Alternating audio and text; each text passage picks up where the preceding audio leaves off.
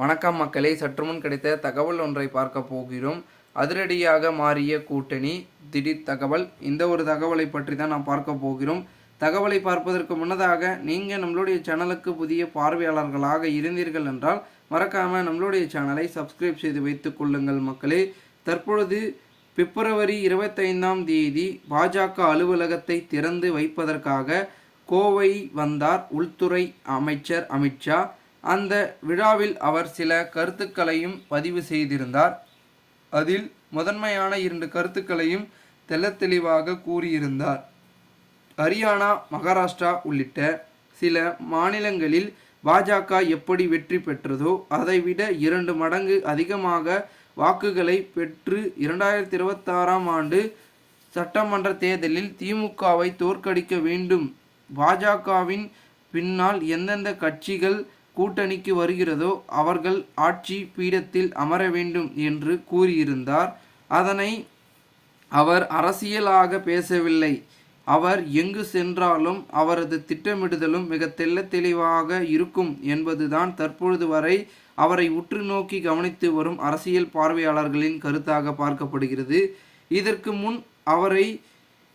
இதற்கு முன் வரை அமித்ஷா ஒவ்வொரு மாநிலத்திலும் சொல்லி நடத்தி காட்டிய கில்லியாக தனது செயல்பாடுகளில் நிரூபித்து பெரும் சம்பவங்களை செய்து இருக்கிறார். தற்பொழுது அவர் தமிழகத்திற்கு வந்து பல அரசியல் நகர்த்தர்களுக்கு பலமாகவே அடிபோட்டு சென்று இருக்கிறார். 2026 சட்டமன்ற தேர்தலில் எப்படியாவது மீண்டும் ஆட்சியை பிடித்தே ஆக வேண்டும் என்கின்ற நிலைப்பாட்டில் திமுக காய்களை நகர்த்தி கொண்டிருக்கிறது. அதற்காக மத்திய அரசை பலமாக எதிர்க்கும் வகையில் இந்தி திணிப்பு, கல்வி நிதியை மத்திய அரசு வழங்கவில்லை என உணர்வுபூர்வமான பிரச்சனைகளை கிளப்பி வருகிறது.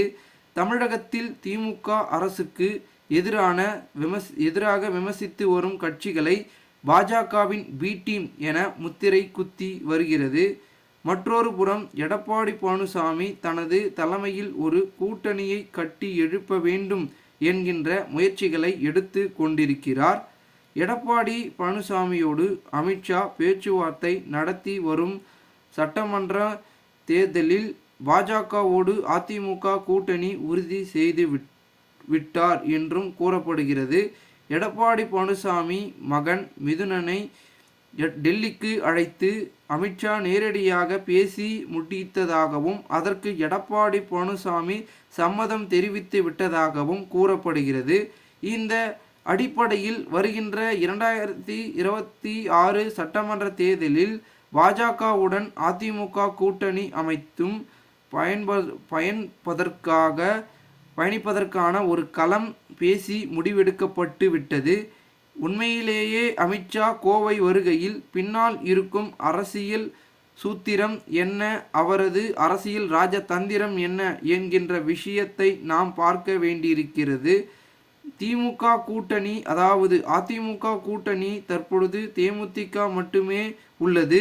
பாமக இன்னும் சில கட்சிகள் கூட்டணியில் இருக்கின்றனவா என கூறாமலேயே அலைக்கழித்து கொண்டிருக்கின்றன. ஜி.கே. வாசன், கிருஷ்ணசாமி உள்ளிட்டோர் பாஜகவுக்கான ஆதரவு தளத்தில் இருக்கின்றனர். இவர்களை எல்லாம் ஒரே கூட்டணியாக இணைக்கும் பட்சத்தில் இந்த கூட்டணி வலுவாக ஒரு கூட்டணியாக மாறும் என கணக்கிட்டு இருக்கிறார்கள் அமித்ஷா. இதன் அடிப்படையில் தான் இப்படி கூட்டணி பேசி முடிக்கப்பட்டு இருக்கிறது. அமித்ஷா இந்த கூட்டணியை உறுதி செய்துள்ள அதே வேளையில் திமுக கூட்டணி இருக்கும் கட்சிகளை உடைக்கும் அசைன்மெண்ட்டையும் கூறி சென்றுள்ளார். திமுக கூட்டணியில் இருக்கும் எந்த கட்சிகள் விலகி சென்றாலும் திமுகவின் அடுத்த முதல்வராக அறிவிக்கப்படக்கூடிய உதயநிதியின் பதவிக்கு பெரும் சிக்கல் வந்துவிடும். எனவே திமுக அந்த கூட்டணியில் உள்ள எந்த கட்சிகளையும் விட்டு விடாமல் தொடர வேண்டும் என நினைக்கிறது. இந்த நிலையில் சீமானின் நாம் தமிழர் கட்சியை மையப்படுத்திய ஒரு அரசியல் பார்வையும் இருக்கிறது. பெரியாருடைய கருத்துக்களை பெரியாரை வைத்து அரசியல் நடத்தி வரும் திராவிட கட்சிகளின் ஆதிக்கத்தை இதுவரை தமிழகத்தில் எந்த கட்சிகளாவது உடைக்கவில்லை. பல முறை பாஜக அதற்கான முயற்சிகளை தமிழகத்தில் உள்ள கட்சியின் தலைவர்களை வைத்து உடைக்க முயற்சி எடுத்திருக்கிறது. ஆனால் பெரியார் என்கின்ற அந்த பிம்பத்தை உடைக்க முடியவே இல்லை. ஆனால் பெரியார் என்கின்ற பெயரையும் பெரியார் மையப்படுத்திய கருத்துக்களையும் எதிர்த்து பலர் தயங்கி வந்த நிலையில் தமிழகத்தில் பெரியார் கருத்துக்களை எதிர்த்து யாரும் அரசியல் செய்ய முடியாது என பலரும் தயங்கிய நிலையில் சீமான் தொடர்ச்சியாக பெரியாரையும் அவரது கருத்துக்களையும் உடைத்து மடைமாற்றிய பிறகு இப்பொழுது பெரியாரை யார் வேண்டுமானாலும் விமர்சிக்கலாம் என்கின்ற களம் உருவாகி விட்டது. திமுகவிற்கு இது ஒரு எதிர்பாராத திருப்பமாகவே கருதப்படுகிறது. தற்பொழுது கிடைத்திருக்கக்கூடிய ஒரு தகவல் உறுதியாகும் பட்சத்தில் மத்திய அரசு சீமானுக்கு ஒய் பிரிவு பாதுகாப்பு கொடுப்பதற்காக முடிவு எடுத்திருக்கிறது. இம்மாதம் அல்லது ஏப்ரல் மாதம் தொடக்கத்தில் அதற்கான அறிவிப்பு வரலாம் என திமுகவுக்கு எதிரான கொந்தளிப்பு நிலையில் உள்ள சீமான் நிலையில் உள்ள சீமான் பாஜக அமைக்கக்கூடிய கூட்டணியில் இடம்பெற உள்ளது உறுதியாகிவிட்டது.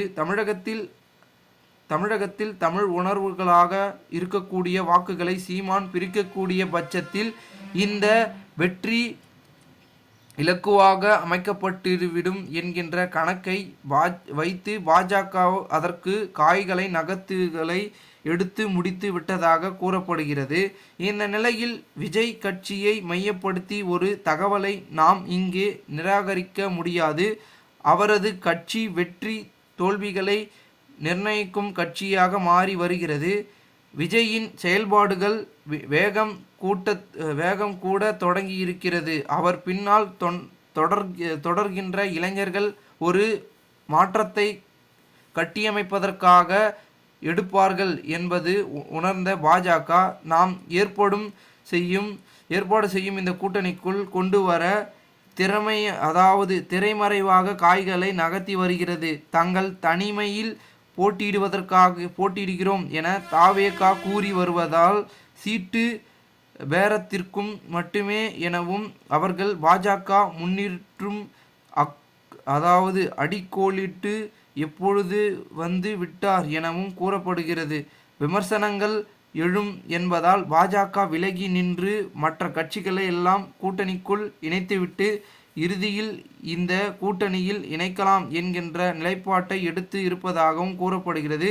ஒருவேளை பாஜகவுக்கு கடும் விமர்சனங்களை எழுந்தால் ஒதுங்கி நின்று தாம் திரைமறைவில் கட்டி எழுப்பிய அதிமுக, தாவேகா, பாமக, தேமுதிக, நாதக உள்ளிட்ட கட்சிகளை ஒருங்கிணைத்து வெற்றி பெற வைத்து திமுகவை எப்படியாவது தோற்கடிக்க வேண்டும் என்பதே அமித்ஷாவின் வைராக்கிய திட்டம் என்கிறார்கள் அரசியல் விமர்சகர்கள். இந்த ஒரு தகவல் அரசியல் வட்டாரங்களில் பெரும் குழப்பங்களையும் பேசும் பொருளாகவும் மிகவும் பரபரப்பாகவும் பேசப்படுகிறது.